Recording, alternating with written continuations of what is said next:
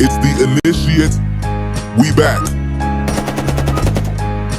We are the #1 spiritual podcast on the internet. Align your chakras, gain some knowledge, make more dollars. You are now tuned into Scholars. Join the Discord. Be a part of the conversation. The Initiates podcast and the Initiates Nation. Roll up your favorite pack and your best libation. Take some notes or go deep into meditation. The time we share is soul creations. Enjoy the show.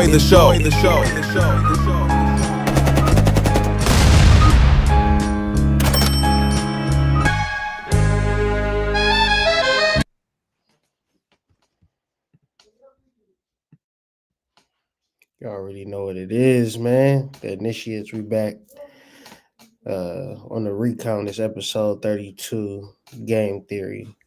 We about to get into some, dare I say, deep waters. Shout out to the co-hosts, the Initiates for the Flame. What's going on, fellas? Peace. What's good with y'all? Is it cold where y'all at? Man, definitely. I'm at that age, man. I just did it. It's just not even. It's not real. It's not real no more. I know how to bundle up, so it's like whatever. Mm-hmm.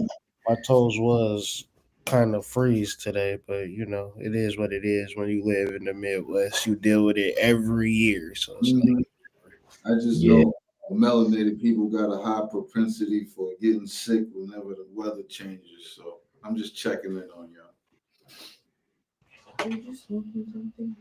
Yeah, no, I'm taking my vitamin C, my zinc, eating grapefruit in the morning with some tea. Trying to keep my body temperature up, but yeah, it's pretty cold out here. It's pretty cold. In the 20s right now in Cleveland. So what y'all think about game theory? I think game theory is a very interesting concept from the different places where I've heard about it. Being that, or I'll say this, being rooted in that saying, you're not trying to win if you're not cheating. Tom Brady in the Super Bowl, deflating the balls. You get what I'm saying? Bernard Hopkins, sneaking in extra hits, extra punches on the side where the ref can't see. Like pushing the boundaries to have the result that you want out of a situation. Would you say ensure victory? Yeah. It's about ensuring victory by any means necessary. I'm curious, Hood. Would you deem that as Machiavellian? I don't think that in game theory you ensuring a victory, so to speak. Okay. In reference to a game, you win some, you lose some. I think the delusion of not being in a game, I don't think that is like sectioned off for a certain amount of people. I think it's a intuitive conceptual concept in reference to wherever you at in the game that you need to play to absolutely win.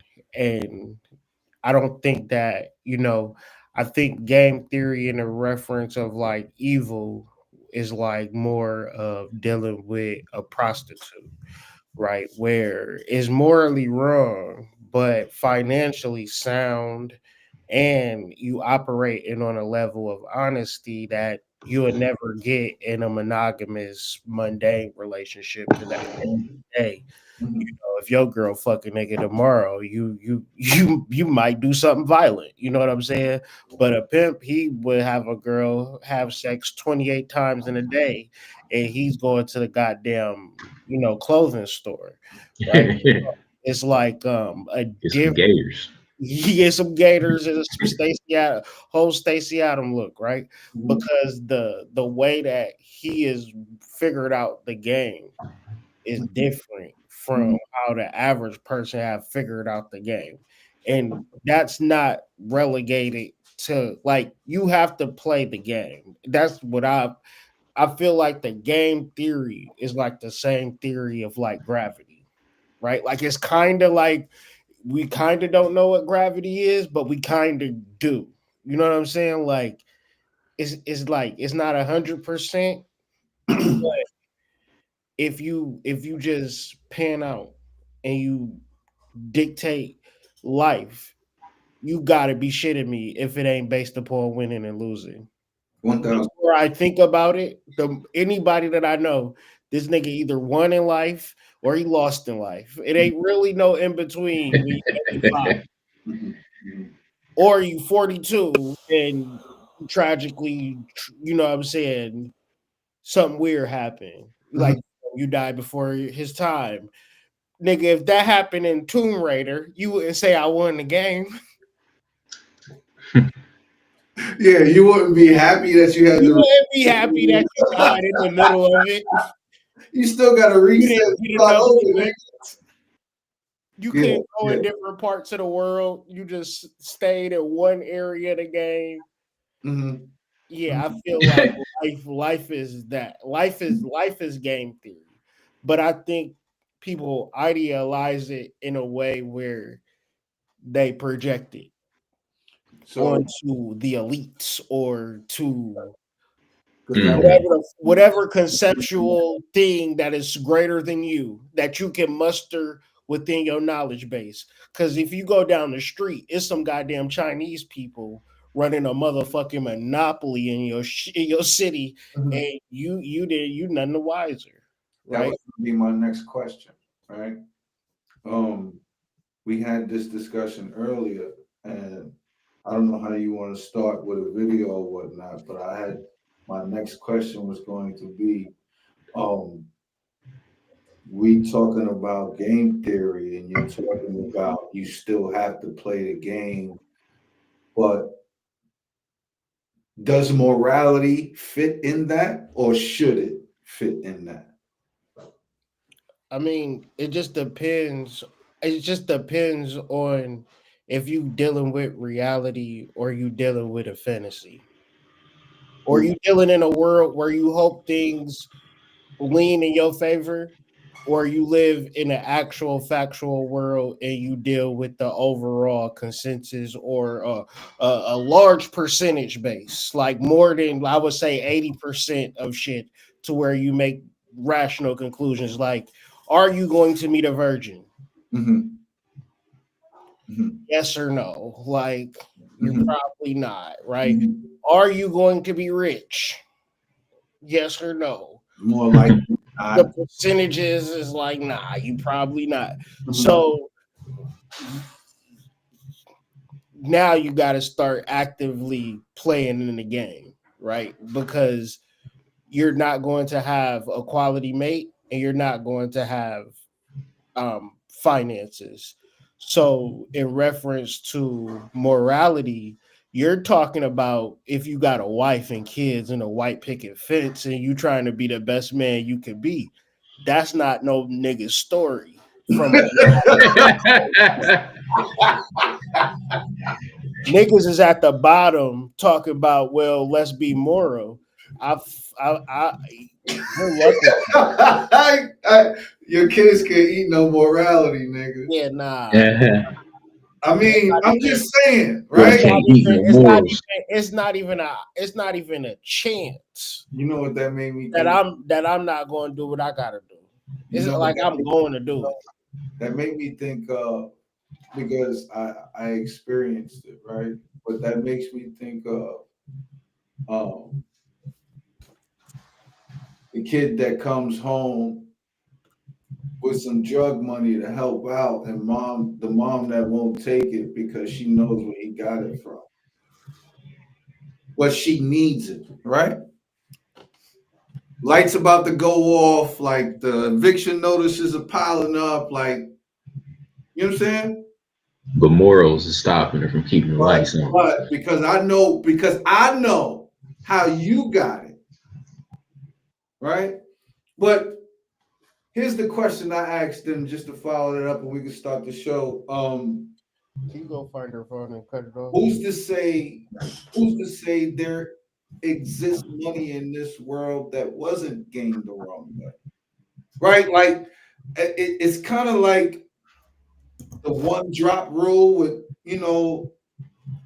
black folk, right? Like any amount of dirt on the money dirties all the money. So what are we really talking about when we talk about dirty and clean money?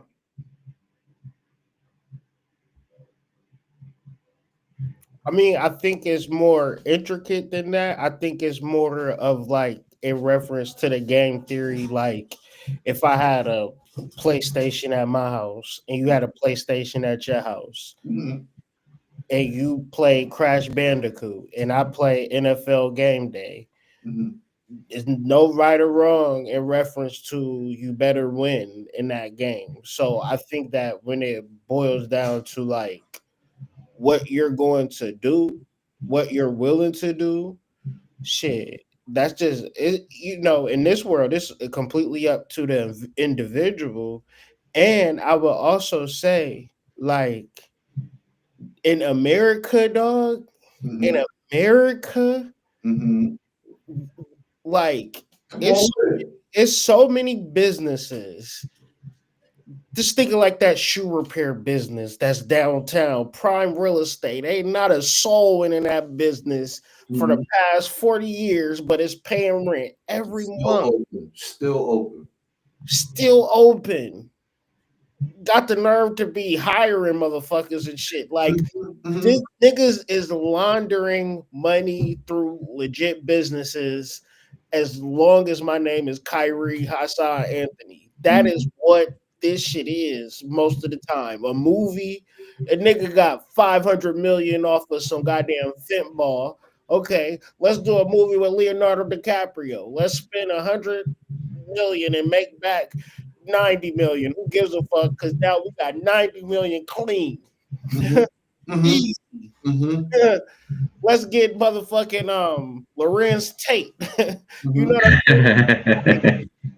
Just think about how easy it is for niggas to start a business into like, and it's like the more things like music, entertainment, put forth these bigger budgets, a lot of this shit is funded by drug money. Okay. So I'm saying niggas is trying to be successful and you might link up with somebody and he think he moral, but Yeah. working for the devil. You know what I'm saying? It's millions of people that work for Coca-Cola, and it's also millions of people that die from diabetes. But nobody goes at home at night cashing them checks like, man, is it my fault that Big Bertha died from cancer? Like, they not processing it like that. So it's like, I just feel like niggas, like I said, the morality question, bro, is for a life that we never had.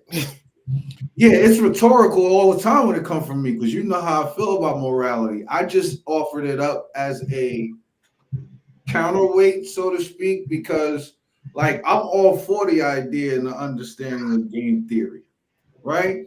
Because when we think about the concepts and just the bare facts, bro, life is a Ponzi scheme, no matter how you want to look at it. However you want to look at it. Your job is a Ponzi scheme. Everything is a Ponzi scheme, right? And if you like me, who grew up in the projects, most black people treat their kids like the money got to go up before it go down, right? Like the parents don't send the money down in black families. Like the money go up first, right? Like you pitching in early in the black family, right? So when you understand all of that, and then you go on this side, and then people say, all right, well, we're gonna give you all of this, access to all of this, but you only can use this because anything outside of this is, you in that gray morality clause area. So you can't do that, right? But you can do this. And it's like, but everybody else is doing that. Everybody else that's winning is doing that. But they say you can't do that because it's not the right thing to do. That's the only reason why I asked the question. But as far as I'm concerned, like this is one of those philosophical dispositions. Like if a tree falls in the forest and no one's around to hear it, does it make a sound? Right? That's the same way it goes when it comes to game theory, as far as I'm concerned, whether you're using that thing or not. Right? It also made me think of like the idea of war crimes. You know what I mean? As a kid, when I heard that term, I used to think like, how could it be like war crimes when it's a war? You get what I'm saying? I thought the whole object of a war was to decimate your enemy. You know what I mean? Get them out the way so they can't hurt you no more, whatever. And but once you start once I got older and started really like getting some type of understanding of history and seeing like how countries will send their citizens to fight citizens from another country, but at the end of the day, the senates and the prime ministers in the countries are drinking coffee. You know what I mean? Looking at their checkbook.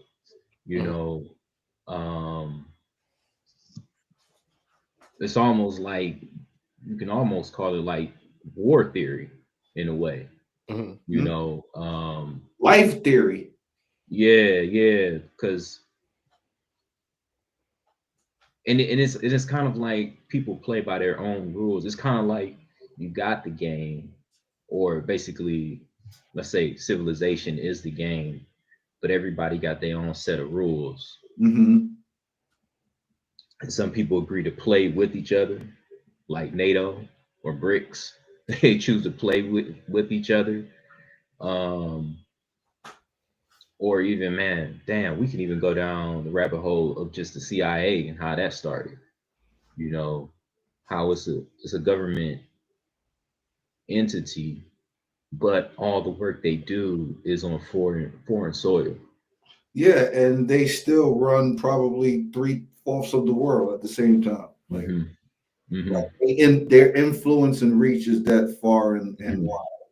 And how they're responsible for assassinating a lot of political leaders in these foreign countries that we'll never know about. Where they sit at the Pentagon and somewhere, wherever the CIA is at. I think it's in Virginia.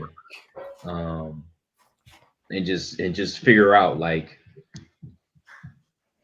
in the long run, what person will be a threat, what emirate will be a threat to the United States way of life.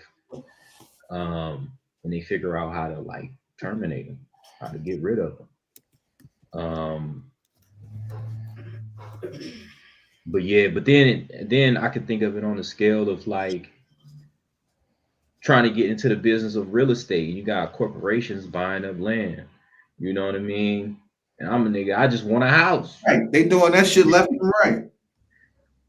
Meanwhile, it's this, I don't know, it's this company that's trying to buy the whole block because they about to put an Amazon fulfillment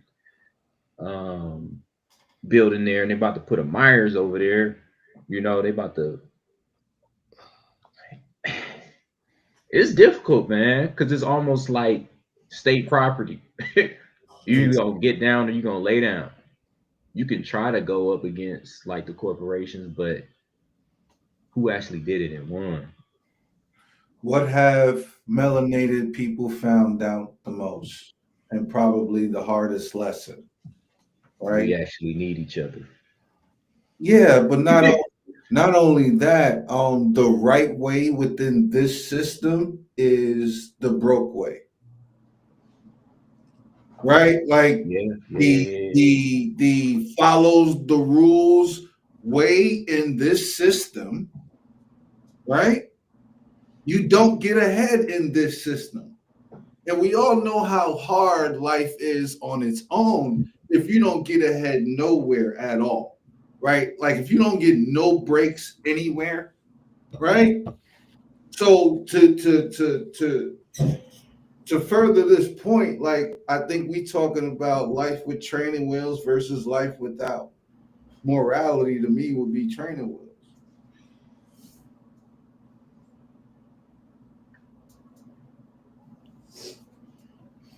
Um, back to the CIA point. So it's like I think it's not. I don't think like when we talk about the CIA, I don't think we gotta be. Look, we could be more realistic and more grounded into something that has affect every single black person in America, which is the crack epidemic, right? Which was 100% facilitated and oversaw by the CIA, Mm-hmm. right? So my thing is this particular government actually serves a larger covert situation in reference to peace treaties, right? Because when you talk about wars, right, the soldiers fight the battles, not the citizens, Mm-hmm. right? But then another government comes in, replaces the other government, right? But along with the peace treaties, it's like consolidations that's like supposed to like triple, quadruple over into some like, residuals for everybody. Mm-hmm. However, since we're not a part of those peace treaties because they reclassified us, Mm-hmm. the governmental system is just that, right? It's a so like in this country, it's a democracy. You got to vote. It's representatives. It's city council, and all of these particular things, like to create order, to create a certain level of a gang theory, without like if niggas had a race, they Mm-hmm. done ran around the track 8 times, and like, all right, nigga, you go, Yeah. right? And then let's add insult to injury. Niggas, for some reason, is possessed with doing it by themselves Yeah. Individualistic.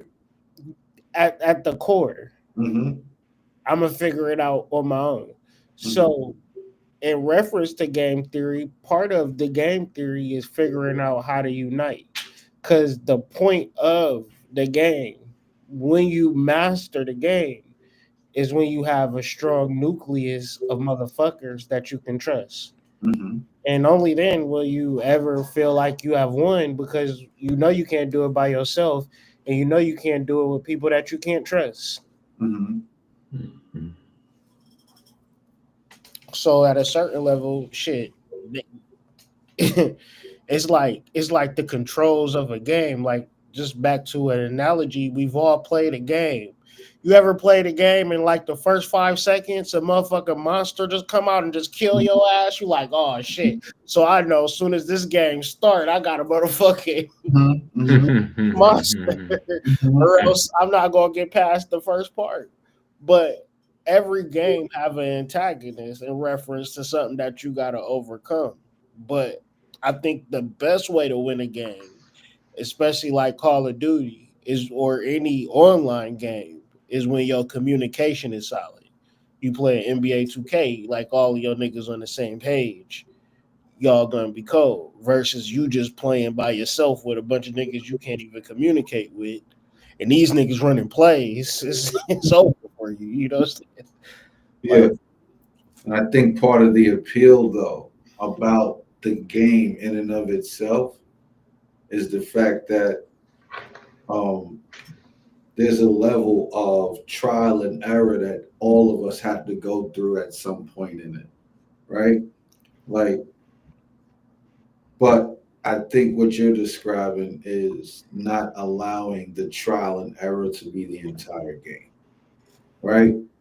Because if you're out here operating on your own, niggas assuming that there's no monsters out here, and yeah, that they don't gotta motherfucking play the game. They yeah, just like, yeah. I should just automatically be at the boss. Like, Mm-hmm, mm-hmm. Well, we've been down long enough, boss, sir. Can't we be up by now, boss, sir?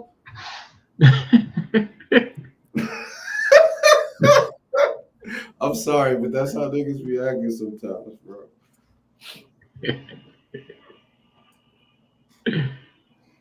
cook, man.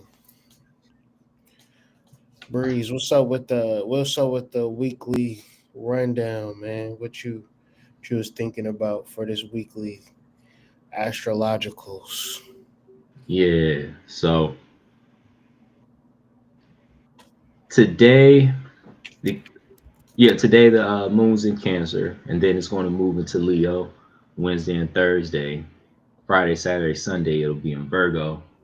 Um, and so we're dealing with the tarot cards, um, 3 of Cups, 4 of Cups, 5 of Cups, and then I'm sorry, 3 and 4 of Cups, 6 and 7 of Wands, 8, 9, 10 of Pentacles.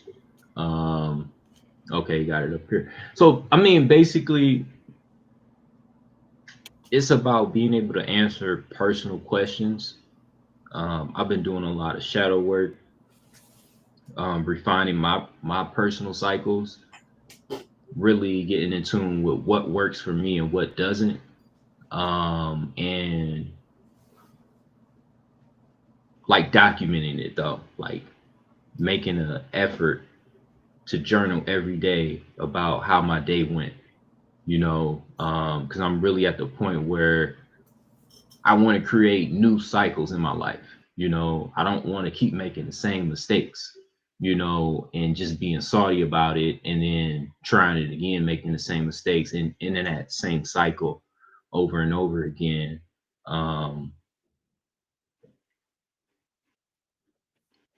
So basically, the true love is like inner love, that love that you get from your soul. And when we fall off on like a good streak, say you want to go to the gym every day for a month, or you want to change your diet, and you're doing really well, you know what I mean? You got about 10 days, you've been consistent, you feel good about it. And then something may happen in life where you miss 2 days in a row. A lot of times in the past, I've gotten so salty or mad, like, damn, man, I almost had it. But nigga, you can still keep going. You just got to restart. And I think the problem sometimes is that we don't want to start shit over again. And I think life has this way of humbling us or spirit has this way of humbling us when we get too high on our own shit. You know what I mean? When we get egotistical about what we're doing, or we might become arrogant after being successful doing something over and over again. I think at a certain point we start to feel invincible. And I think that's what Cancer represents. Cancer and Leo, that energy going from Cancer to Leo represents. Leo really representing more of that. You got to be brave to start over again and to learn from your mistakes, not get into a place of resentment and blaming others because something didn't go as planned. And then later in the week, Virgo is where you basically got all this personal data. You got all these journal entries of how it went bad, how it went good, and how it went bad. So like the 8 of Pentacles is prudence. And I don't know the definition off the top of my head, but prudence is really just being very careful, very strategic, like very game. It's like steadfastness. Yeah. Foresight, wisdom, good judgment. For some reason I want to say like, okay, practical decisions. So kind of being a little bit more strategic of how you plan things out, so you can reapproach that diet. You can reapproach semen retention. You can reapproach going to the gym in a way where it's like, okay, maybe I need to start going to bed at a certain time. Maybe I need to clean up my diet. That's in the same realm as diligence, right? Yeah. Virgo energy is practicality, diligence, consistency. I would also say like refinement. of some sort. Like, how can I make it better than the last time? And I think with your personal cycles, as long as you're figuring out how to improve with growth, as opposed to looking for someone to blame, that's the energy of the week. Okay.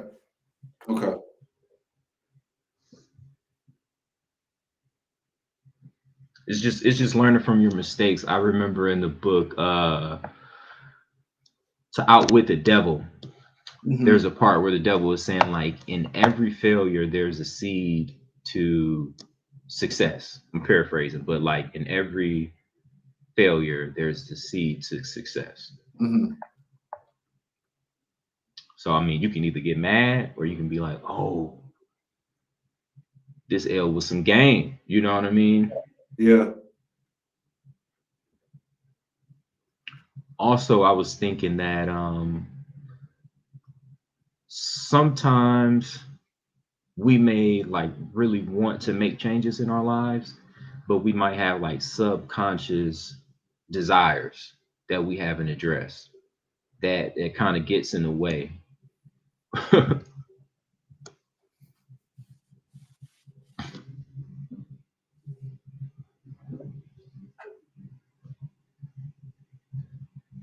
Like, for instance, you may want to be, you know, an upstanding businessman, or you might want to be like respected or with amongst a lot of people, but you really desire to be filthy rich by any means necessary. You get what I'm saying? Like, I think sometimes subconsciously we may have unchecked desires that conflict with what we're trying to do consciously. And I think we gotta it can be very beneficial to reconcile like those subconscious desires and even temptations to do certain things, you know, because sometimes you can waste your time going for something just to be showy, you know what I mean? Just to say, you know, look what I got, you know. Like I always said, like, man, I always wanted, you know, 3 Cuban link chains that equaled a kilo of gold in weight. But it's like, what is that gonna do for me? It looks cool.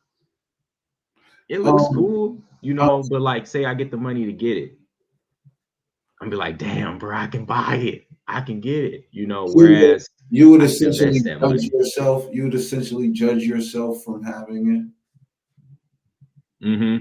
I'll be happy to have it and show it off, and then I'm like, damn, all this money that I just, well, I mean, but I always used to tell myself, well, like, hey, you can always trade it back in for money if you don't put diamonds in it. So here's a novel concept.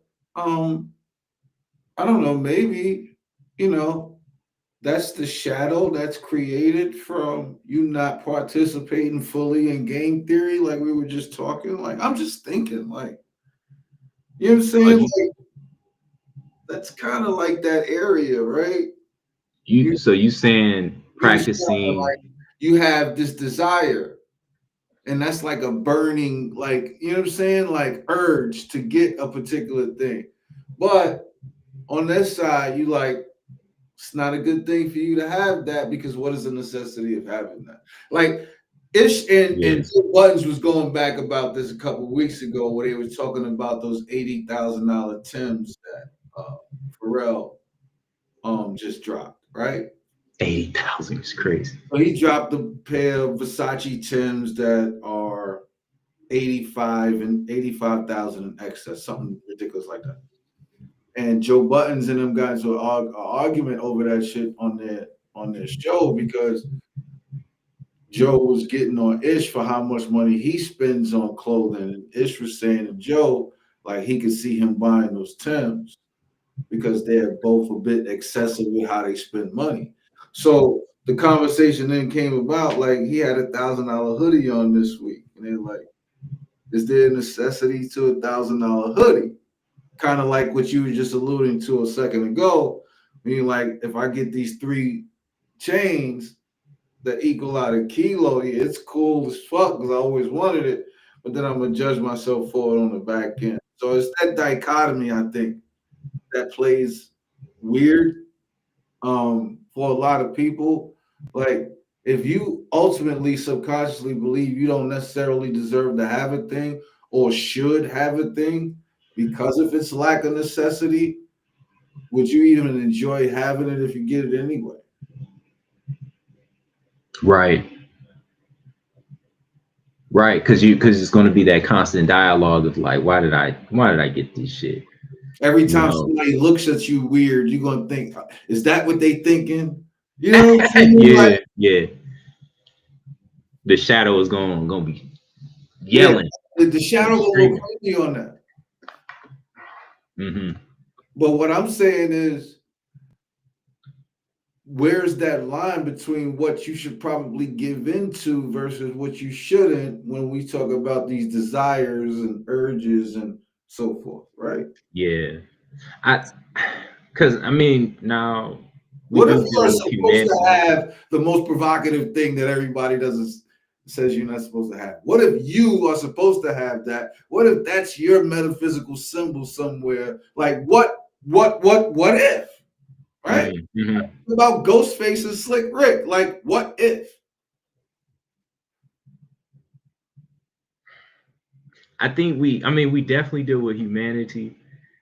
And I just think it comes down to like not being dominated by materialism. You know, because I think you can. But we all, unbeknownst to us, follow a Aramaic religion. Like, they're all Aramaic religions, bro. They're all materialistic religions. Mm-hmm. There goes the rub right there. Every single one of them is Abrahamic, bro. These are materialistic at their core. Break bread and wine, bro. Like, at the core. So therein lies the rub. If you are a spiritual being being led by a materialistic religion, what would you deem that as? Out of order? I don't know. I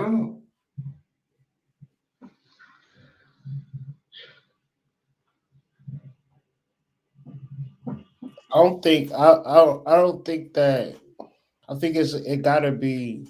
I don't think you can like even approach life in any form or fashion in a way of desire or wanting shit to happen. More or less that if you just think about the time where things worked out for you in your favor, you wasn't specifically doing nothing external.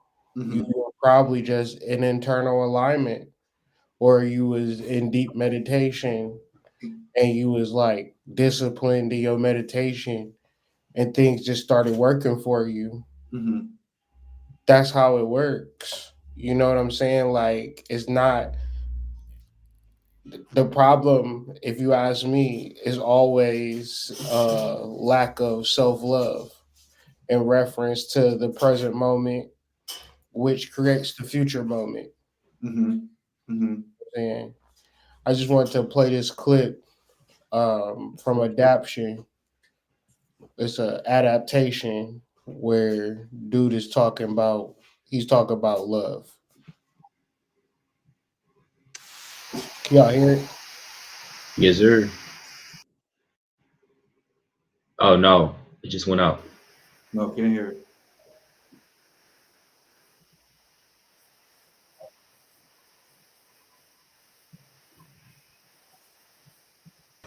I'm not oblivious. You're gonna find us. I don't think so.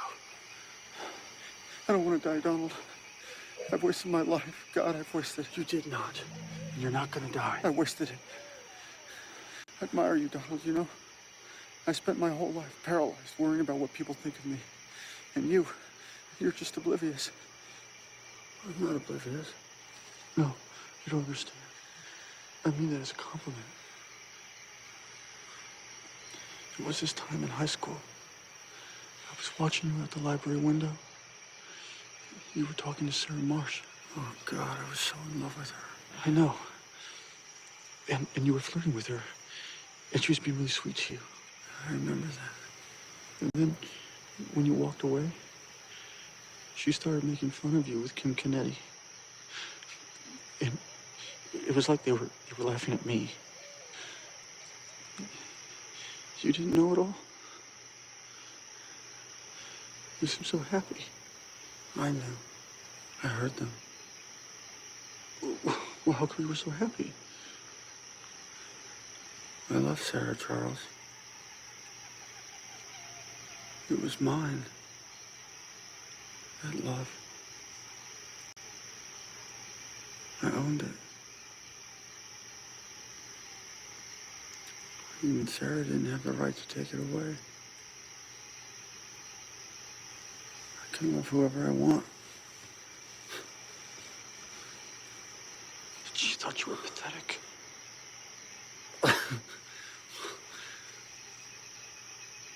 That was her business, not mine.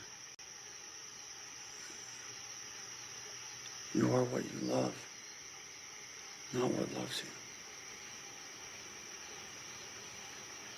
That's what I decided a long time ago.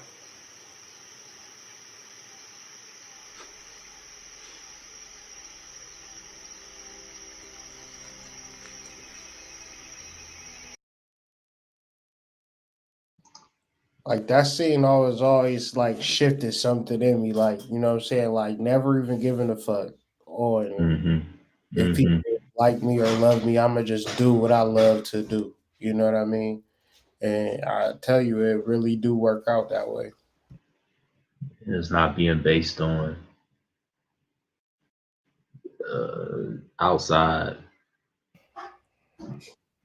Yeah, nothing on the external. Cause like the more you study it, the more people can't even really fully perceive you for real. They only have a fragment of you in their being, a small fragment of you. It's like nigga be like, oh, that's just Raw down the street. But you got a whole life, a whole energy about you, past, present, and future. But to somebody, you just a nigga from down the street, or that's just my little cousin. Like, you know what I'm saying? You a concept for a lot of people, but within your own being, you know, like it's more to you.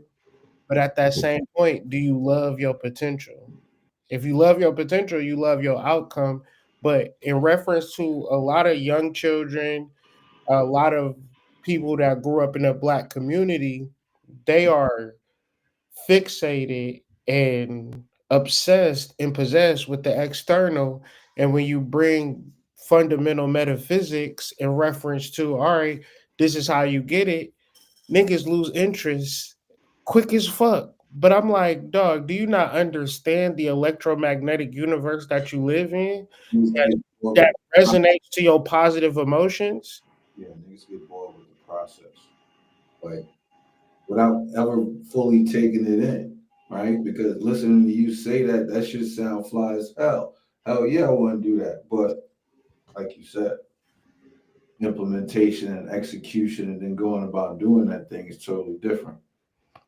Because a lot of times motherfuckers be with themselves, right? And the concept of morality will have you feeling a certain type of way. But I'm telling you, when you in the realm of like underworld shit and you ethical and business like, and you feel freer than you would like, it's like morality cages you a lot of times. Immorality, it frees you. Like you got to do it within reason. You got to do it within structure. It's the same thing, but at the same time, it's like understanding spirituality a lot of time is in the immoral spaces and places to where you interject morality in spiritual conversations. You're like now turning it into like church, or you know what I'm saying, like You religify it. yeah, like you put a, and then the weird part about it is that motherfuckers is freaky deaky anyways.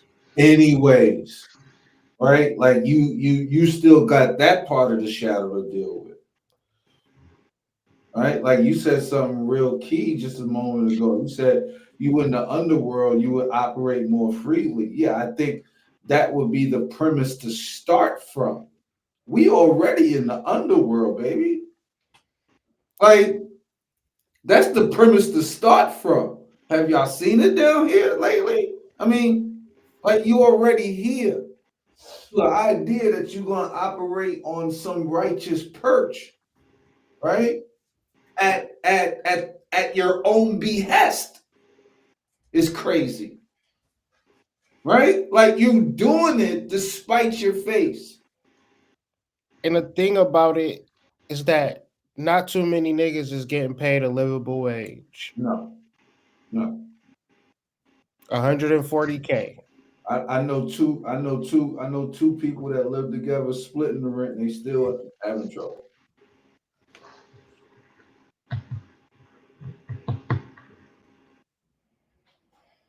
So now your girl mad at you because she gotta go to work.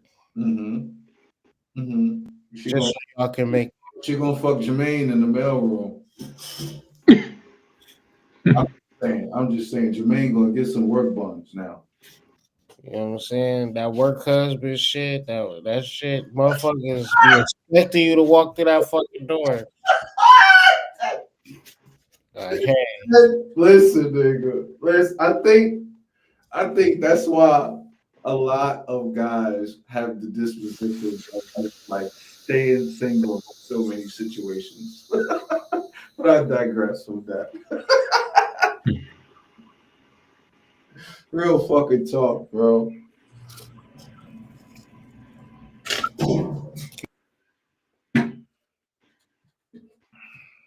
You see the new thing they said, nurses is more freakier than anybody. So I mean, as far as I know, everybody's giving up something, some way, somehow.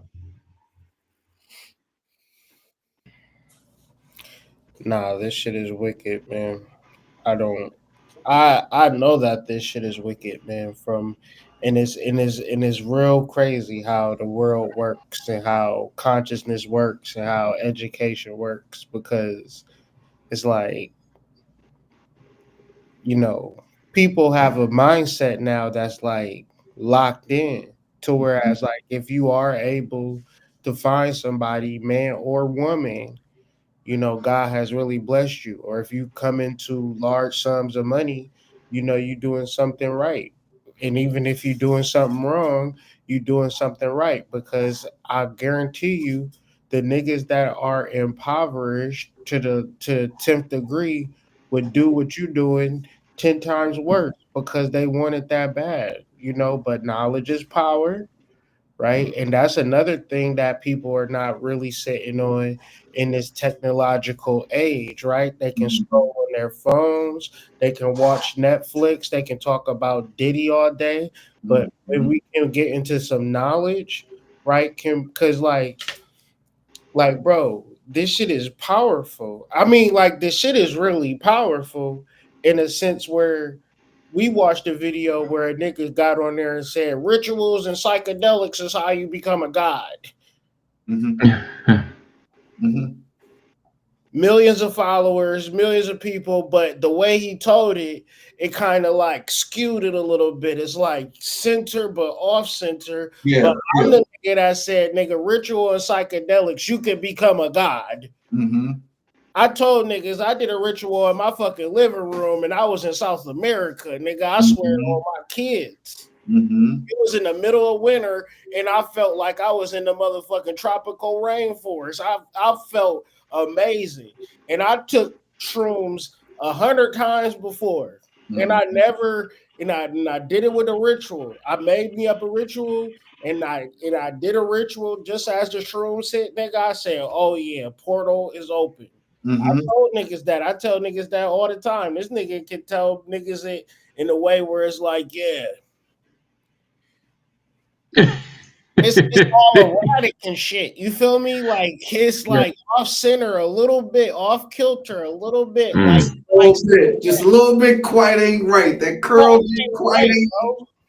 Yeah. Get your chakras aligned, nigga. Cause I've been telling niggas this shit for years. Oh, for years. Shadow work is chakra work for years. For years. So Shit, he probably been listening to you. exactly. But niggas can't really fully conceptualize it in a way where it's like, yeah.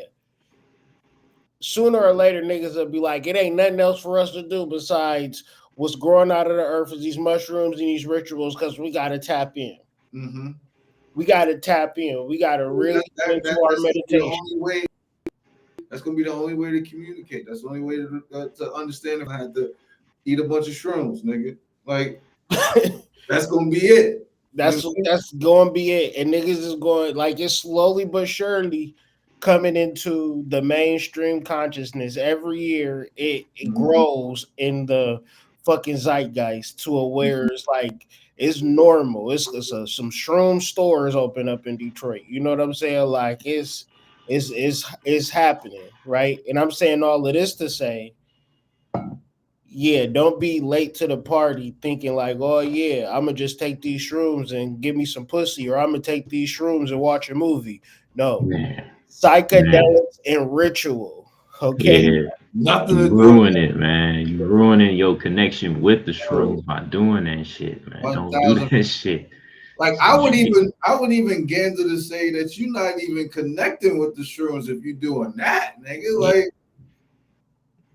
you might as well just drink some liquor, man. Don't just leave the shrooms alone. There is no compatibility to that. Like I get it. Like if that's you and your shorty thing, like that's y'all thug thistle, but y'all should have a ritual around that. Nigga. No need to do the perks and Oxycontin and all that shit for that shit. Like, come on, bro.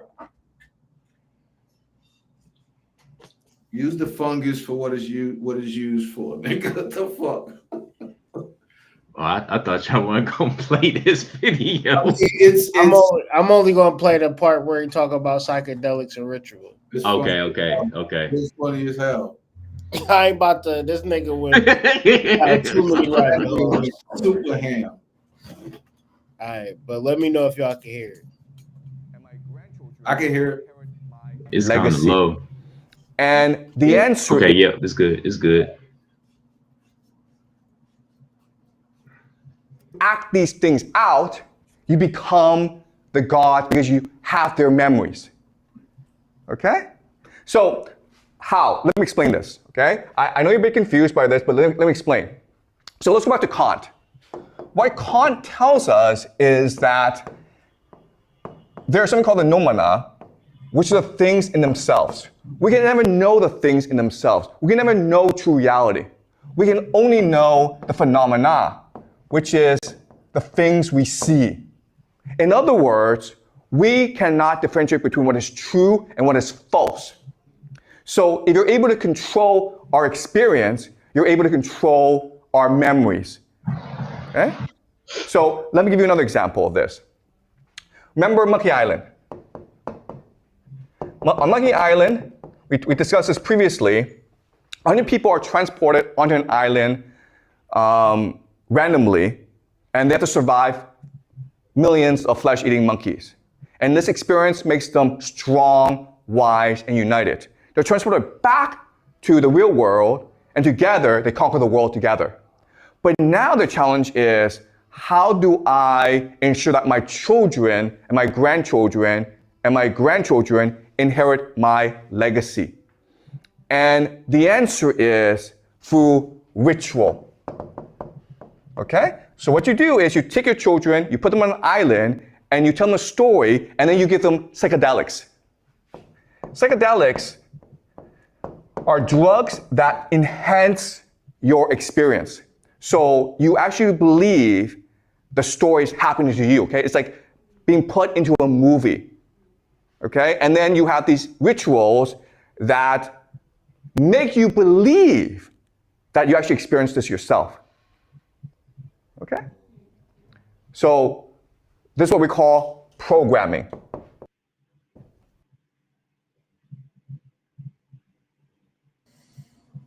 That nigga got deep right there. I mean, that's it right there, man. Like meditation, psychedelics, and journal and ritual. Draw all the money I done spent on books, classes, learning shit. Those four things for me has been the most powerful things. And the funny thing about it, a pen and a pad. I mean, the mushrooms gonna cost you a little something, but you got a job. You got a car. You can buy you some shrooms. You can meditate anywhere. You can do rituals anywhere.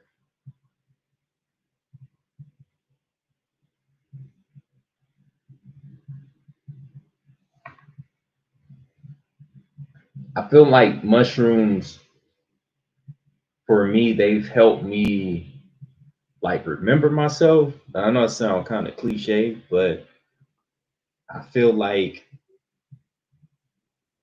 I think I've said this to y'all before. It Mhm. like healed my brain. You get what I'm saying? Like I don't know. It feels like it helped me think better, Mhm. but like think of myself as it relates to like existence better. Like have a better understanding of like the essence of what I am. Mhm. I thought it was super interesting that he started that whole story with um taking your kids to an island. Let's just stop there. How many parents is going to take their kids to an island and How drop, many parents is gonna get their kids psychedelics? yeah, yeah, and Yeah. drop them off and leave? Like, bro, I was just thinking that like I wonder how old would the that's the kids reason be? why they are ahead of us by so much, right? Like, they put their kids out in the wild and test them type shit. Like, Yeah. Yeah, meanwhile, when you say it like Jermaine's in the that. back. Jermaine is in the back playing Madden. Like, Oh yeah, for sure. he not going nowhere. Jermaine, like where the hoes at and shit. Yeah, he ain't going nowhere. But peep this hot shit out. College campuses, nigga. Greek fraternities, nigga. Boom. Mm-hmm. Hazing rituals. Like Hazing they rituals. are able to remember who they are. Mm-hmm. Because when you go to them fraternity houses, them motherfuckers be nice and them motherfuckers be having Benzes up. Like the kids that's in the frats and the sororities, them motherfuckers got money. Like, and they come from money, is what I'm saying. Like, but it's also like I get it now. That's why your daughter or your son gonna go to your alma mater because they about to go through the same rituals as you did Mm-hmm. because these rituals help you. Because think about who's coming out of those sororities and fraternities, world leaders. People that run the world. Yep. So they gotta be on the right program. Mm-hmm. And what we doing? Mm-hmm. Playing Madden, rolling up fat backwoods, Mm-hmm. ruining our throat. You know what I'm saying? Won't even smoke a hemp, just fucking drinking Hennessy.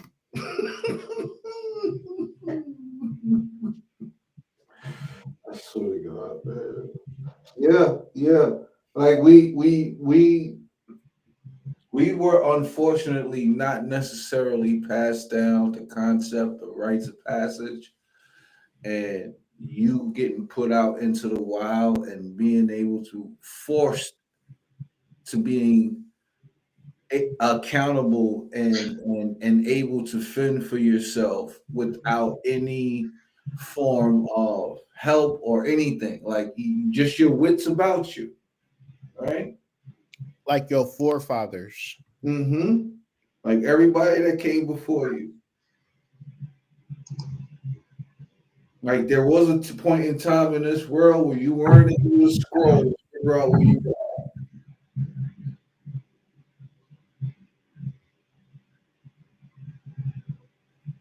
Which one is this, big bro?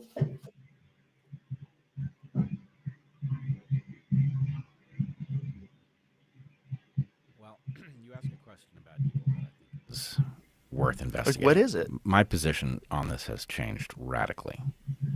So it used to be that I would say that I thought evil was an extremely rare phenomenon. And the reason that I thought it was extremely rare is because it's a terrible strategy, right? If we say that ruthlessness, doing anything to get ahead, is a good strategy, right? Because you can always not do stuff, right?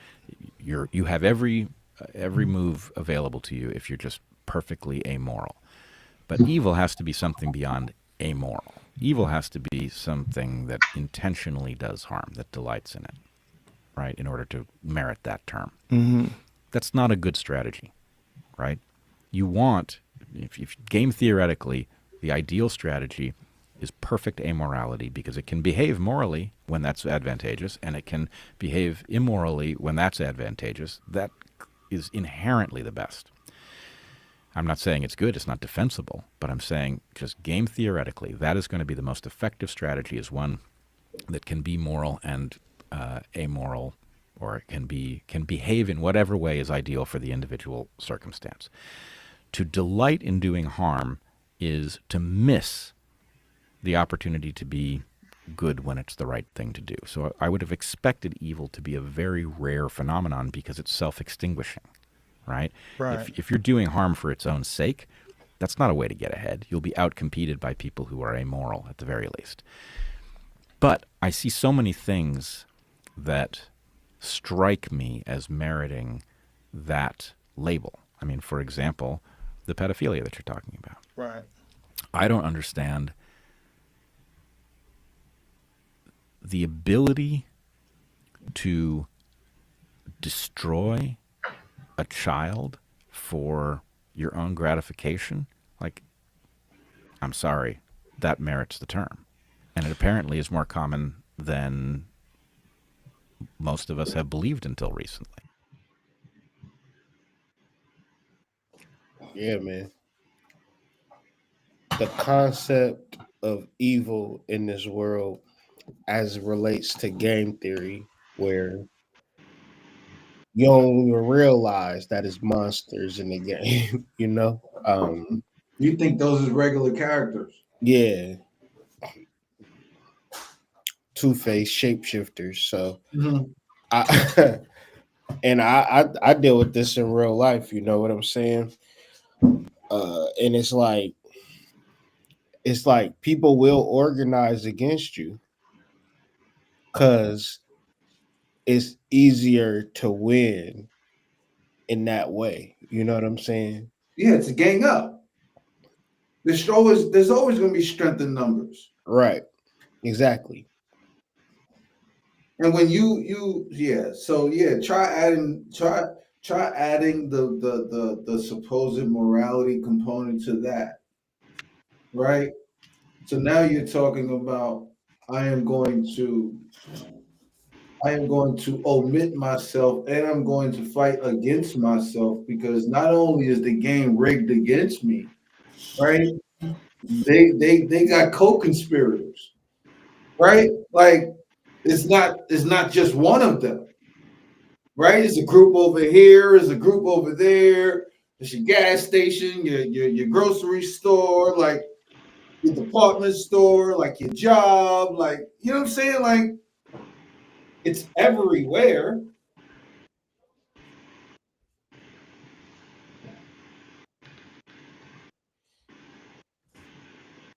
Yeah, I just think I don't think that makes a lot of sense to not play with a full deck based off of what other people are going to think of you in light of what you're doing to get it, to obtain it, right? Like I don't think it would behoove you to concern yourself with that. Like you don't have that luxury, especially not as a melanated person, to think that way. I get to say we never had that luxury of thinking that way. But we're so kind at our core, like we're so loving at our core, that all of this shit was done to us unbeknownst to us.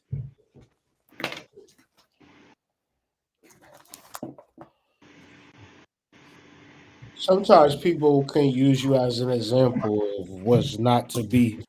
And these people are needed in society. So people in certain other positions that may have to do quote unquote evil things will perpetuate evil for the fear of not to be in the ghetto or for fear to not have a fucked up reality.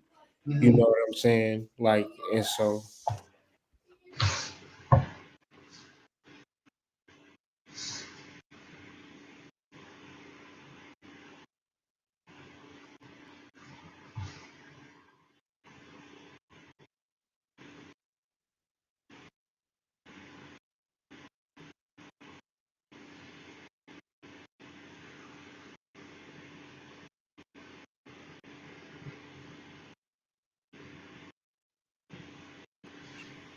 sorry, my kids was fighting. I had to mute up real quick. You good? These niggas. Um, I was just putting some videos in the chat. I totally didn't realize that we were still on the show. No, I was thinking about like just the concept of evil, and because I do think it's just some people that's just like not strategic with it. It's just wayward motherfuckers. Mhm. And then you have people that do it with as some type of strategy, you know. And from, I mean, like a conspiracy theorist point of view, it would be like the Bilderbergs or the Rothschilds, you know what I mean? That are the evil people, but they're evil strategically.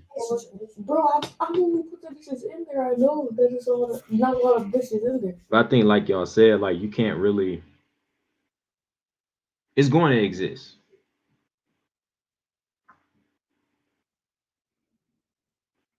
%1,000%. I don't. It's inevitable. Yes, it's And like I think I just. It's almost like in our communities, like we like to pretend in certain spaces like it doesn't exist.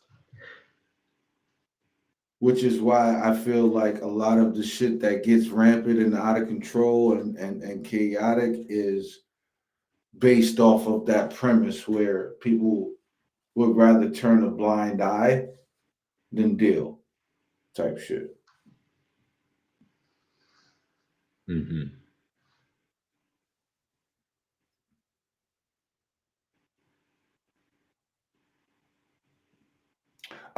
This is a conversation about body awareness.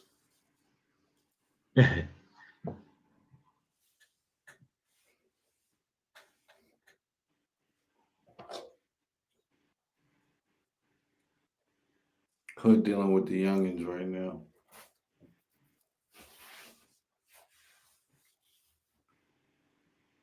So how do you feel about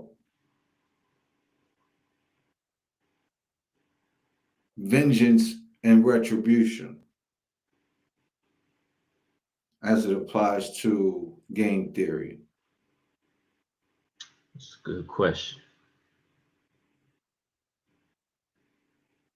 Do you think it applies or could it? I think it definitely applies. what's the question? What do you think Vengeance and about retribution. retribution and vengeance as it relates to game theory? I think it's a part of game theory, because I can think of a strategy where we're in competition with, you know, other players.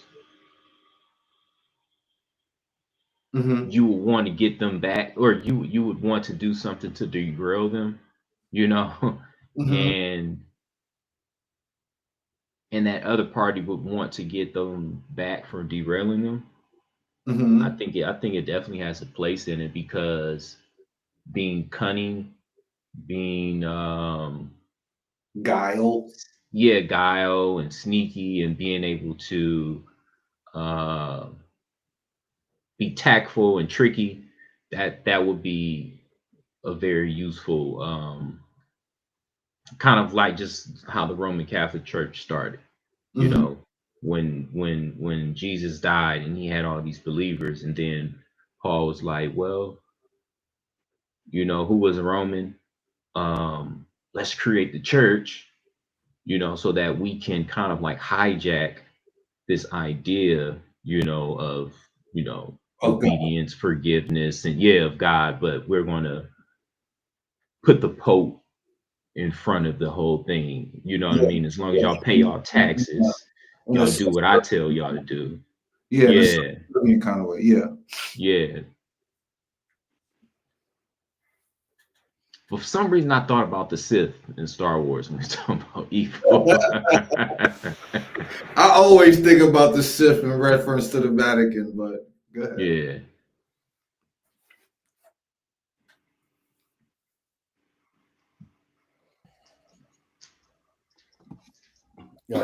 You want to play this video? Yeah. I was saying to them, I don't think you were there, that it's basically about body. It's about body. Yeah. Body, how women feel about how they treated their body.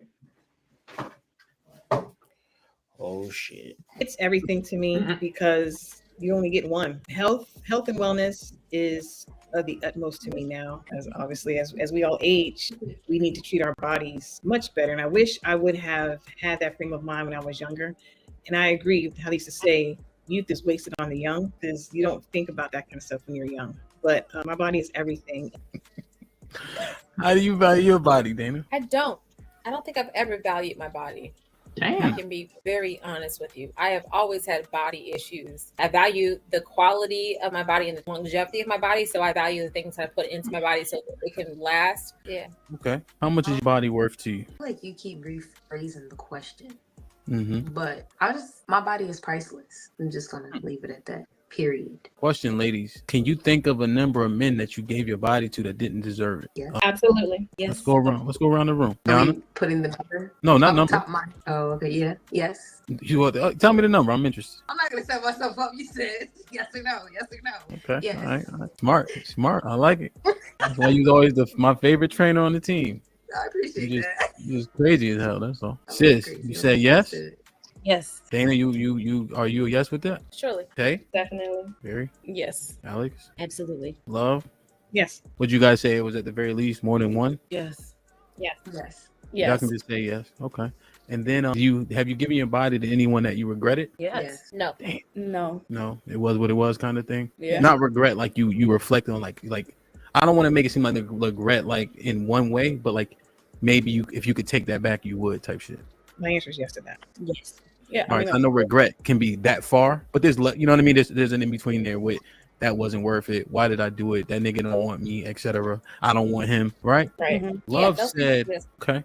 Y'all keep walking with me now. Stay, keep up. Love said something that was key. I make sure I monitor what goes in my body. I would venture that dicks go inside of you. Yes. So you thinking about this, right? You thinking about this. You guys say your bodies are invaluable, right? The value of them is you can't measure it. Yeah. Now we just uncover the fact that there's bodies we regret, people we initially never slept with, etc., etc. What goes into our body is very important. You guys agree? Yes. No. So now I'm gonna ask you a question again. How much do you value your body? I repeat what I said earlier. I value Hold a on, lot. then don't go if it's the same thing. Can I say something? You're asking the Hold us on. to. Here's what I'm at now. Here's Right, one 'cause thing you that I asked want me, to. what is my Hold on, body y'all. worth to Hold on. I know I asked you Yeah. different questions, right? But here's what the thing is: the other ladies are listening, are also answering, and it's okay if you subscribe to one of their answers. It's okay. I asked a few different questions in a bunch of different ways just to understand, right? Because a lot of times on the panel, one lady will start windmilling, everybody gonna windmill with her. So now let's not try to break down each other's answers. I think all y'all answered honestly initially. But have you thought about this though before? Your body is invaluable, right? You can't measure the value. That's what the majority of you guys said in some way, shape, or form. And then you gave it to people that seemingly didn't deserve it. So now if you answer that question again, considering those factors, considering health and all those other things, how much do you actually value your body? And here's the thing. You guys are brave enough to be up here, but there's plenty of women in the chat. It's going to be 8,000 people to watch this. And when you guys are answering, it ain't just you. You feel me? You answering for a lot of other people. You know, I usually say that, like, I represent all the women in the world. But the truth is, who actually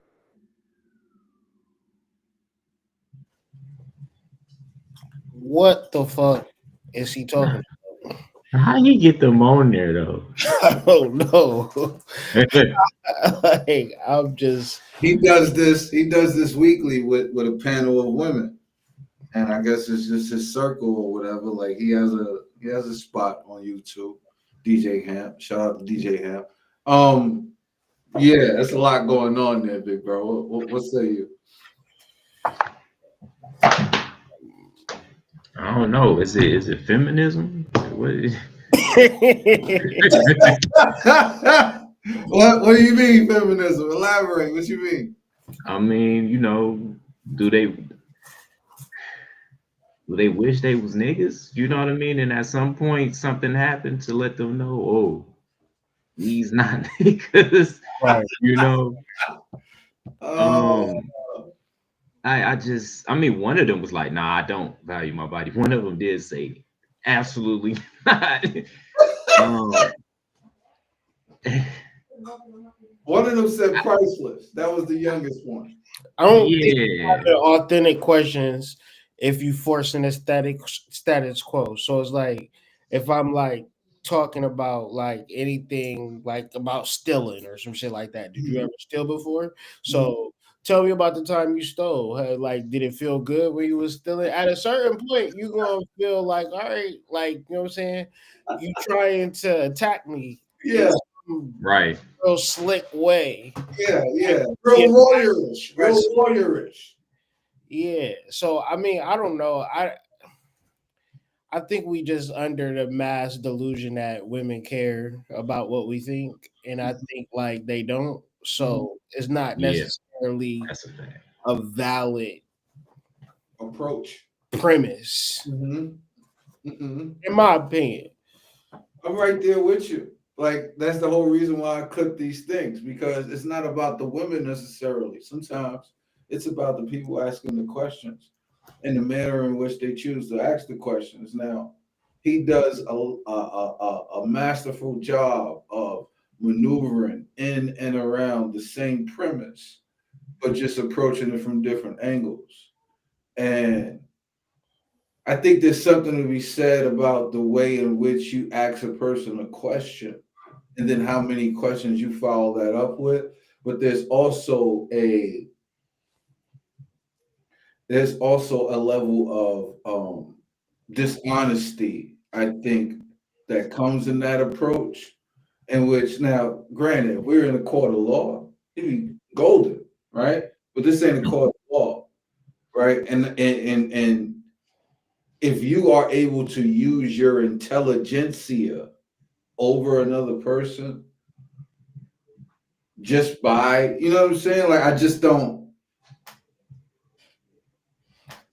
just think we've all dealt with women in a space where, correct me if I'm wrong, please, y'all tell me if I'm wrong. You ever dealt with a woman and you didn't give a fuck if she was a hoe or not because you just liked her that much? 1000%. Like, not to say that you wish she was a hoe or she was a hoe, but like if she was so happened to like rack up a few, you'll be like, well, I found me a little diamond in the rough. You know what I mean? Like, I don't think that, man, correct me if I'm wrong, that grown ass people really about to make headway and having body count, is your body valuable to you type of conversation. No. You can correct me if I'm wrong though. No. I don't feel like it's valid. Right. It's overdone, overhyped,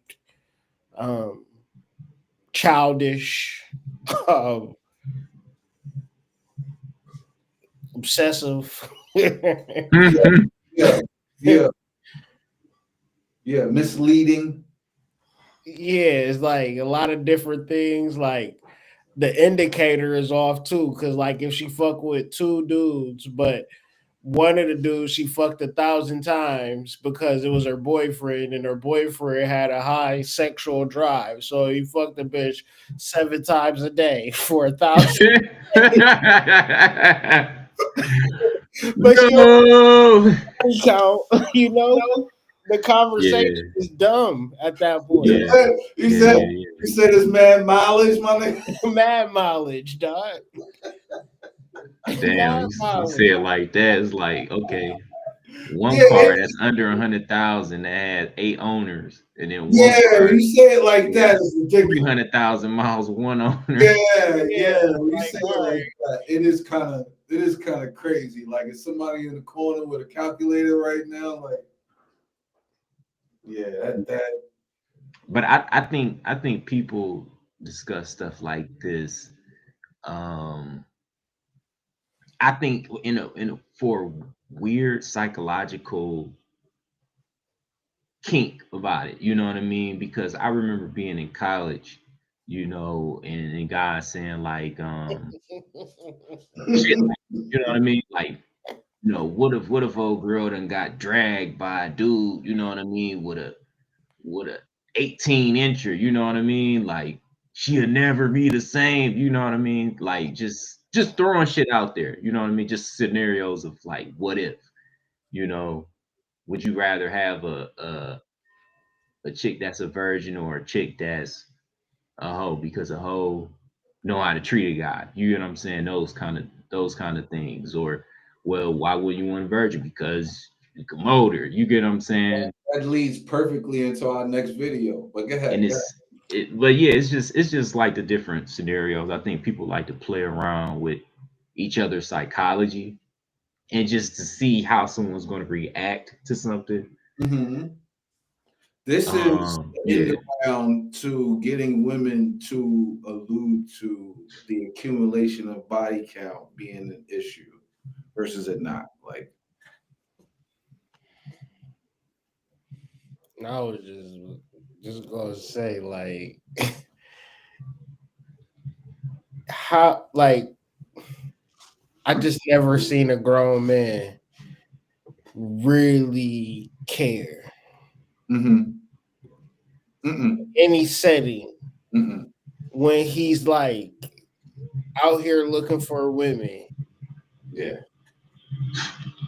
I would gander into saying that niggas don't necessarily possess that luxury card. Yeah. I think people don't really think of it as something that's possible.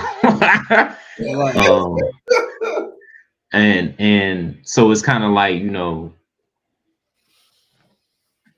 you'll be more surprised to find somebody, you know, in their 30s that hasn't had sex. You get what I'm saying? Exactly. That's more weirder. That's weird. Yeah. You might there's something wrong with them. Yeah, like something really wrong with, like, that's crazy to me. Yeah. Because I mean we in a, you know, a hypersexual culture, you know what I mean? Like, even the commercials are sexual, you know what I mean? They be talking about ketchup, but shit be freaky, you know what I mean? And the music, all of that, you know. This is the time we living in, man. Yeah, it's the time we're living in. But I do think that you find you somebody that you could trust and your intuition is telling you positive things, and you just work at it with that person, you know, because I do think as you get older, it is going to be difficult to bond with somebody with the potential that person, not that the person had a lot of partners, but just, you know, a 40-year-old person probably bonded with someone for a long time. Not saying that you can't, you know what I mean, but you saying if you start at 40? Yeah. Like I'm thinking from the perspective that, and I'm trying to understand this.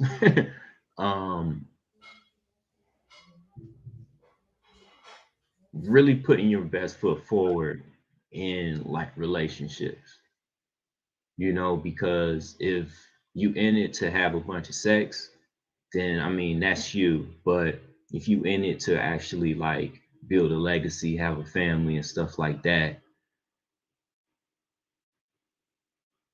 other people's body counts don't matter. like at all. Like it's not even like important topic. Does that make sense? Yeah, if purpose and union is your if purpose and union is your goal, and it means something to you, like really means something to you. How many people she busted open for is irrelevant. Mm-hmm. That's just the reality. Mm-hmm. And even into the realms of you getting with a girl that's hypersexual, right? And you like, and she do got a lot of bodies, and it is going to end up wrong. You still got to understand that part of the game too, because it's a certain level of dealing with. That's what I was going to say. Dealing with a woman in a way where it's easy is possible.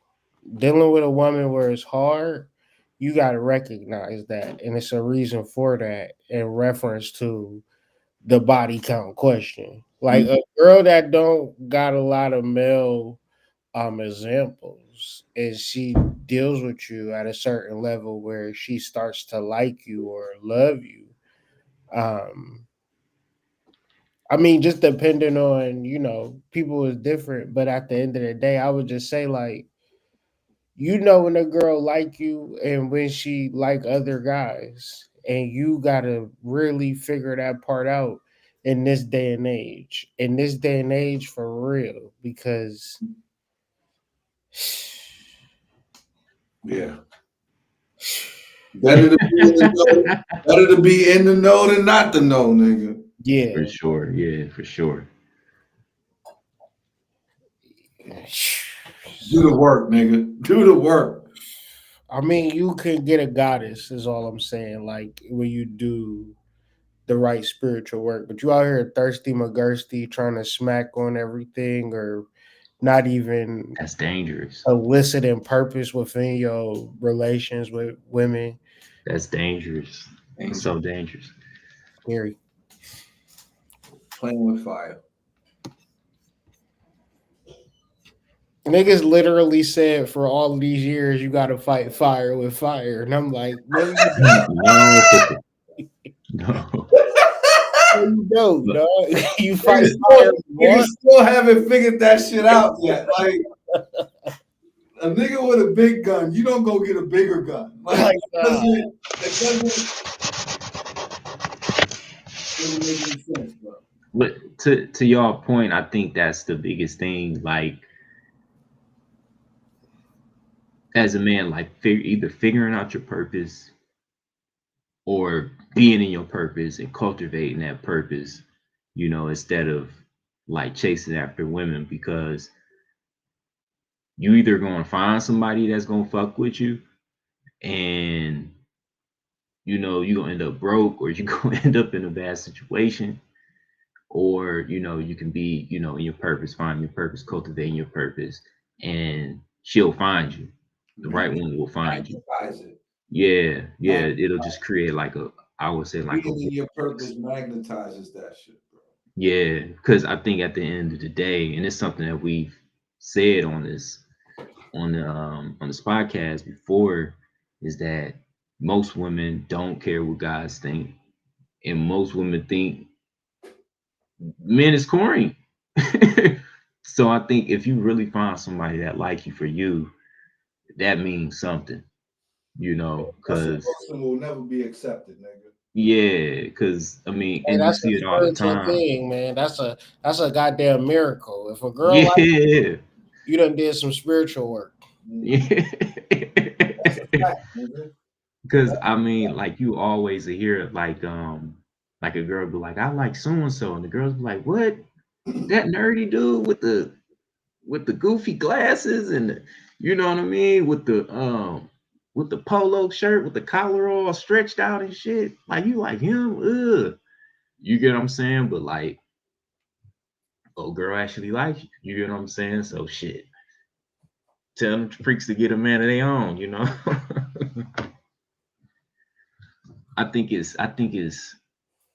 it's really interesting. I think from a spiritual perspective, when two people actually want to be around each other, actually fucks with each other, despite all the shit that they see in this world. Charleston talking about that same shit in that video.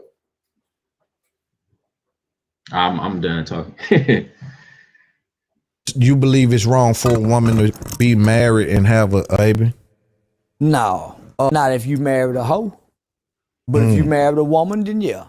But a hoe, hoe ain't hoe. Hoe do what hoe do. He married a hoe, and he had him a good hoe, or he just didn't know how to keep his hoe. He had a good hoe. Remember, she bought him the Bentley, had the blunt in the ashtray already rolled, get $1 million.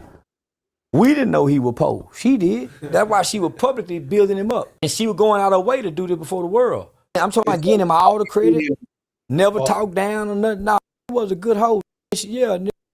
And she was trying to play happy housewife hoe. That's a special spot for a hoe. But that's but only hoes can play that role. You think so? Mama, she played it to the T. Yeah, she did. And she never complained about it. So she played only a hoe can. Hoes make the best housewife. That was the best housewife he could ever find. She just couldn't cook. But you know what? She'll let another hoe come in and eat her pussy and cook for y'all. He trying to go fuck without her. Yeah, no. So you think hoes make the best housewife? Hoes make the best housewife. That's why God ordained the hoe to walk with the prophets and not a woman. I tell you, it's a certain treatment you get from certain class of woman that's just different, man. Like they know how to cater. Because women don't understand men. Right. They never but hoes do, because she's been with a lot of men. And men are open with hoes. Men are open with hoes. Men ain't real open with women. Hoes get to see the best and the worst of men. Of all kind of men. Women don't. A hoe is a male's expert. Right. Homie, she can stroke the ego. She know when. What about a church-going girl versus the hoe? A church-going girl turn into a bitch, a nagging, because she don't understand nothing. That's why God say, if you got your church woman and she's gonna nag, yeah. That's why I say a nag, for a man to live in a house with a nagging woman, he's supposed to take his pillow and sleep on the rooftop. So it's better for him to sleep on the roof than to be in there with the nagging woman. Well, the church girl don't nag behind the word of God. Well, the word, man, bitch, that word. She gonna try to make you stand up on it. Man, don't you stand on it and let me be a man. My connection to God ain't got nothing to do with you and your word, baby. That's why Adam separated himself from Eve to go talk to God. He never even talked to God with his next to him. He parted ways from her. So, cause she praying for one thing. She's praying to conquer you. She ain't praying for you to lead her. No woman is praying, but let me just say that. A hoe will, cause a hoe want to be led. But so the church girl, so you think the church girl, her husband don't lead, the pastor do. The pastor control the church girl. Yeah. Over her husband. Well, pastor said. Pastor had a word for pastor word. Thought that sermon up all last night, right? I talk off the top of my dome. I ain't never read the Bible, but I can quote it. That's crazy. I ain't never read it, but I can quote it, because Mama said that the scripture say that the Holy Spirit is what writes God's word upon man's heart. What y'all say? That was a good one.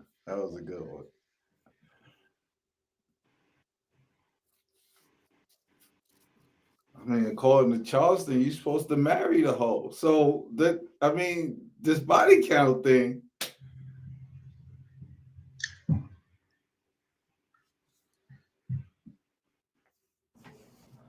I don't know, man. This is like. Oh, go ahead. You could go ahead. It seemed. Now I can think of a scenario where that works. You know what I mean? But it almost seemed like a fantasy, if you will.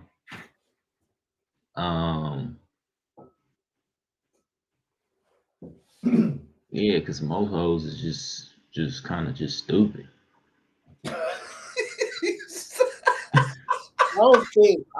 feel like yeah, like this nigga, let's lay it out though. Like when you talking about girls that's sex workers, they don't like doing that shit. They're not happy to fuck a stranger. Like it is very stressful. It is not fun. It's not something that a girl is like happy to do, right? That's survival mode, right? So whenever you able to put a woman outside of survival mode, what you would then expect is like a level of reciprocation that only a hoe could give you, right? Because you ain't saving a girl that got a college degree, because she gonna get her fucking apartment with or without you. Yeah. Pushing her Kia Soul, like she don't give a fuck. She got her fucking sorority tags on her. She got her degrees. She got her degrees in the window. Like she don't care. She not beat for it. But in reference to you saying, all right, you don't gotta fuck strangers and get drunk and do drugs. That's a different type of respect. That's a different type of saving, right? Like could that be termed as a certain level of provision, right? It just depends on the ego of the girl, I would say. Is the lack of delusion. I mean, you could get a very sensible girl that's just like, doing it out of survival, right? Because she can't find a job and she's trying to make a way for herself. But at the end of the day, right, you probably gonna want that quality in a wife. Some elements. Some elements in your that woman. mentality of I'm not going to starve out here. Because a lot of girls will, will have the same, what I'm saying, same equipment and the pride, what I'm saying, they would like not. The girl we was listening to earlier. Oh yeah, femininity is what she say? Oh yeah, femininity will get you fucked. Yeah, that's crazy. Like she said, be careful being feminine because femininity will get you fucked. Oh man. I could see why he would say this, right? He spends a lot of time in the adult film industry. He spends a lot of time in strip clubs, and he's in that world where women are trying to bust it open for a real one, right? Like they doing it, right? I wouldn't necessarily say that they're doing it because they want to, like Hood said. I wouldn't necessarily say that the women that he probably deals with are content with their current lifestyle. Let's just say if you find yourself in that situation, 1% is doing it because they enjoy being around weirdo ass men on a day-to-day basis. Like, who would love that? Yeah, like you need like 30 niggas so you can pay the rent this one. Like that's crazy. That's crazy. Yeah, we need crazy to me, bro. We need the hoes to speak. We need the real hoes to speak, man. We need a conversation with the hoes. Because they gotta take a toll on you. Maybe we need a sacred whore panel, right? Like, and I'm being super genuine. Like, I would extend a ridiculous amount of respect to them if they were willing to do so, but I don't think these conversations can be had without one being present. You know what I'm saying? Like,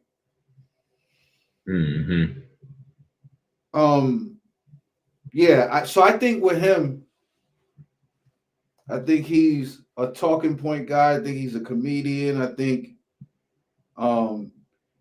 he got agent in him or with him, whatever. But I also think like he's speaking to the level of women that he likes. He's not necessarily speaking to the level of women that exist. And the ideas of union and all of that, like on a lot of different levels, he's right. But I don't think he's right because that's all that exists. Like that's it.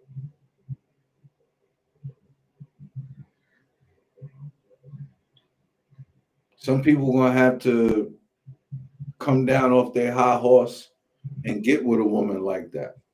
Some of those women with all those degrees eventually gonna have to come down off of those high horses and get with a nigga playing Madden in the back, right? Like it eventually is gonna get to a point like either you're doing that or you're just not doing nothing at all. Mm-hmm. Yeah, I think that's the interesting part. Like when you really think of like the type of life you want to live, and then you think of like you know, a mate partner,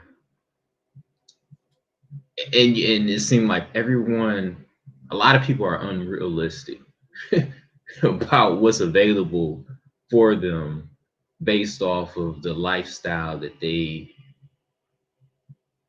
want to live or they're working at having. You get what I mean? Like I think if,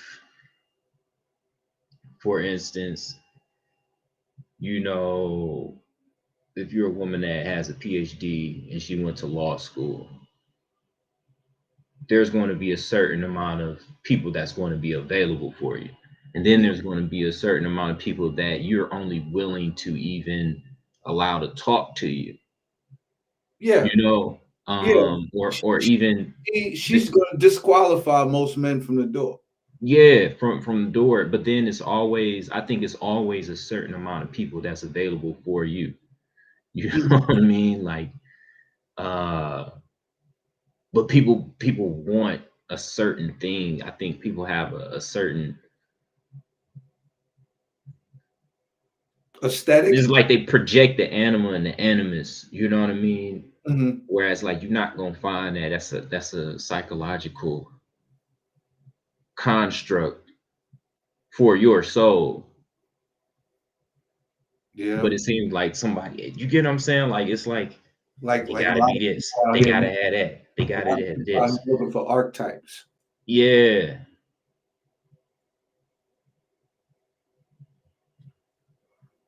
I don't even know if most of these archetypes even exist, but they're more likely to want marriage and commitment.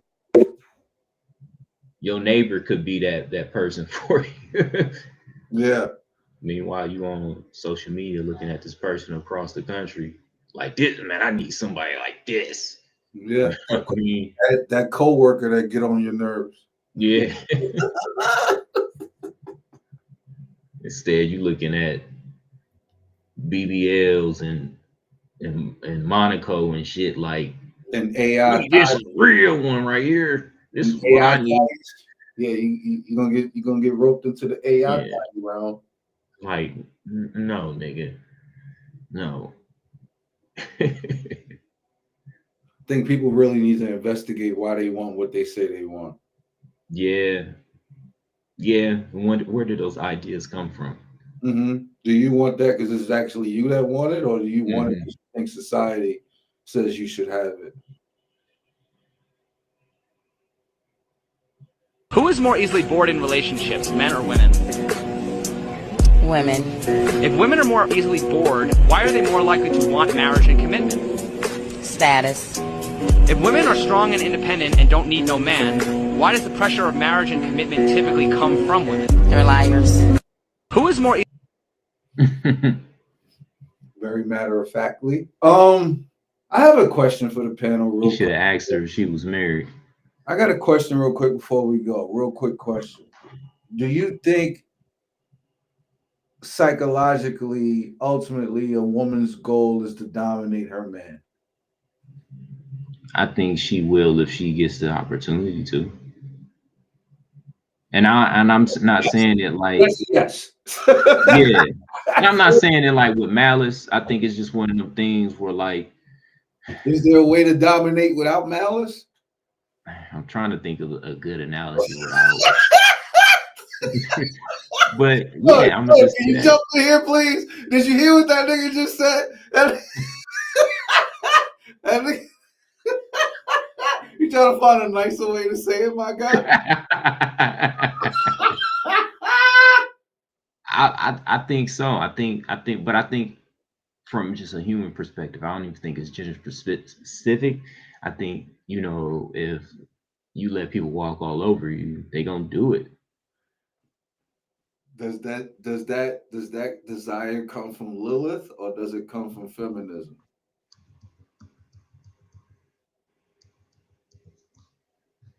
Hood? It's probably one and the same. I think like at a core of like feminine ideologies, you have a enemy or you have an oppressor that you have to equalize with because this person have more power than you. So now you got to be on an equal playing field. So in this ideology, you are imagining or visualizing a scenario that's not necessarily real, but to confirm your bias, you eventually have to look at men as a threat or as an oppressor or as an enemy. I don't think that a lot of women understand how their ideology can show up in their homes, show up in just real personal areas of their life because that ideology has the nature of the ideology is not what you think it is. Is to destroy the household.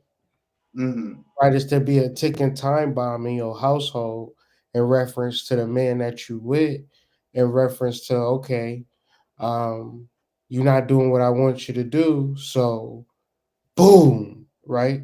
And a lot of times, like you rarely get to hear the man's side of the story. Right. So like you just know that, you know, it just not working out, you know. So all I'm saying is this, like when we get to learning how they really feel about us, then you wouldn't accept nothing but the best from your woman. You wouldn't just deal with a girl that take you or leave you because at the end of the day, it don't care how good she look or what she got going on. If the feminine seed is in there or the goddess worship is in there, because the goddess worship is out of balance, right? Anima animus, right? Yeah.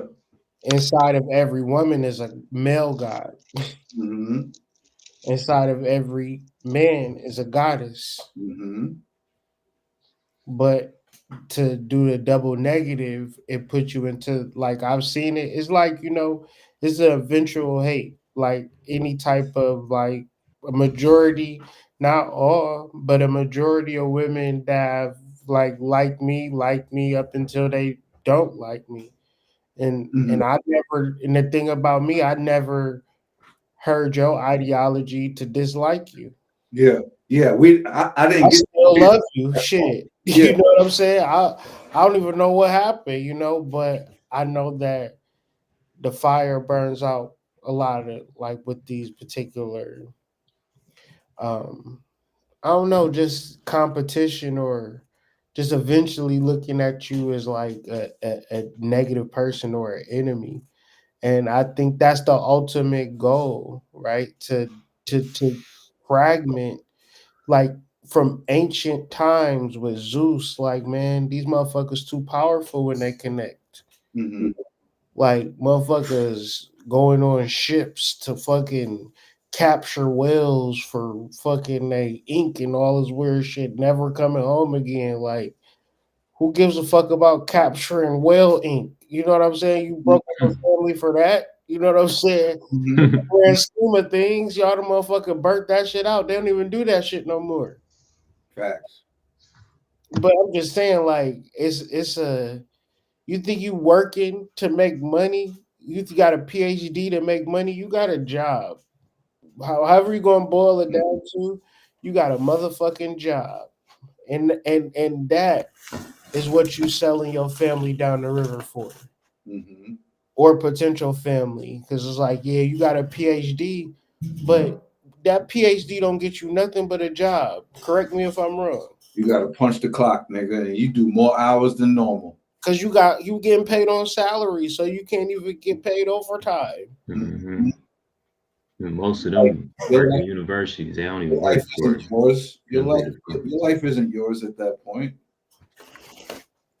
You see them university schedules, boy. Them niggas take residency. Sometimes them niggas be on 2 and 3 day shifts straight. Like, what? You ever seen a course schedule book? That shit about yeah. Depending on the school, shit, it might intimidating. be 5 books. Fuck yeah. You don't know what the fuck you about to choose. Like a Webster dictionary. Yeah. How y'all having 100 variations of the same class at the same time on the same day in 70 different buildings across the state? Online, in person, like this is too much. Yeah. English 101, like this shit is crazy. Pre-med, post-med, graduation med. Yeah. It's all designed to keep you wrapped up in something other than connection with your perfect union. So 1000%. Yeah. Yeah, I think we touched on a lot. We went over 2 hours now.